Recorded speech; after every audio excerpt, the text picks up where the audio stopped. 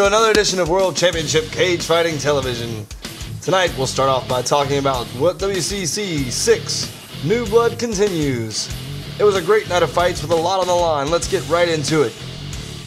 Earlier in the night, Jesus Sanchez took on Jackie Jones in what everyone here thought might be a decent fight, but once things got started, we saw just how good Sanchez was. He was swinging for the fences from the beginning, and he made sure that he connected those furious shots. Sanchez dominated the whole first round with nothing but absolute mayhem coming from his hands, and Jones could do nothing about it. Jones would try to clinch, but he couldn't keep a hold of Sanchez. In round 2, Sanchez threw a crazy leg kick that had Jones wobbling, but within an instant, Sanchez started hammering Jones again with a fury of strikes. After about 30 seconds of wild punches, Sanchez finally threw the blue that knocked out Jones cold. Doug Partey scraps with Justin Sontag, and both men were looking to impress WCC officials with a great fight that went well into the third round before it was all said and done. Partey was trying to clinch and get a takedown early. He was not too accurate or efficient in his endeavors. Doug, however, still ran away with the first round even though he didn't have much control. Sontag didn't seem to do much but try and block takedown attempts and keep from getting hit too badly. He had no real offense in that first round.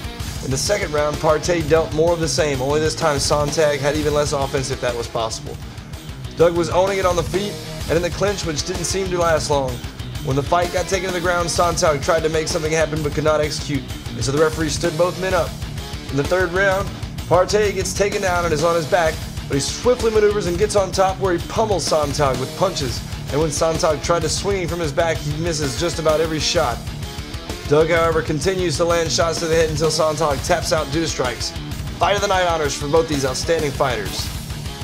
Matthias Jensen met Rod Borowski in what should have been a very exciting bout. Rod got the takedown right after the fight started, was hoping to get a submission early, but the attempts were not doing anything for him. Jensen tried working on some attempts of his own, but both men were not too fresh at this point.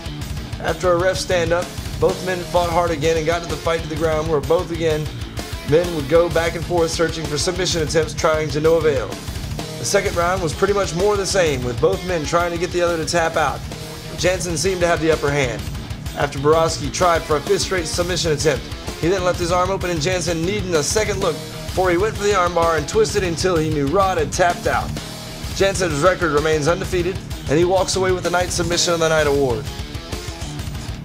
WCC bad boy Kevin Angelou was set to take on Wanderlei Silva, and both men were coming in looking to garner fight of the night.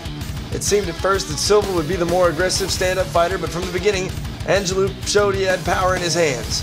Angelou lands some heavy hands that send Silva to the mat and open a cut on his cheek.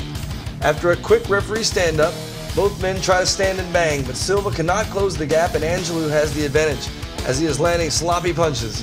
Angelou nails Silva with a right and then an uppercut and then a straight jab that sends Silva to the mat in a bloody mess. The referee calls the fight right then and there, and the winner, Kevin Angelou, surprised everyone who thought he was no match standing up against Silva, but instead takes home the Knockout of the Night award.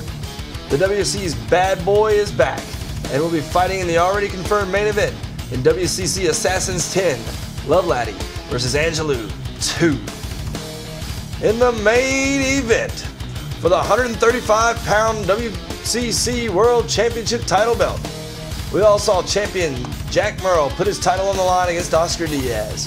The fight starts and Murrell gets Diaz in the clinch from Jump Street and starts working his Muay Thai skills, but Diaz blocking some of the blows. After a while, both men trying to gain an advantage, Murrell nails Diaz with two hardcore shots to the head with his knee, and we all hear Diaz let out some crazy sound as this all takes place. Diaz breaks the clinch and then gains his composure and starts nailing Murrell with some hard shots. Murrell isn't even blocking the shots that Diaz is getting in. The rounds go by rather fast, and before you know it, we're in the fifth and final round. Both men are badly beat up, and after 4 rounds of nothing but clinching up and going for it all, both men look exhausted. As the round gets underway, we see Murrell take advantage as he lands most of the shots he tries for. Diaz is trying to block the shots and also throw some knees and punches of his own.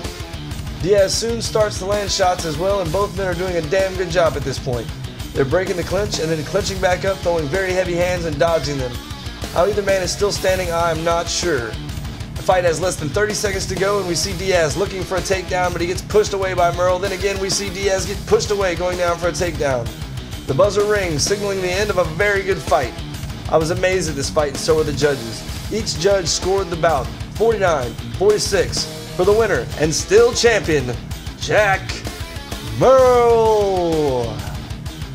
So we had a terrific title match, and all the other fights were great as well. And with the WCC 7 New Blood final coming up, we'll take a few minutes to look at the main card bouts.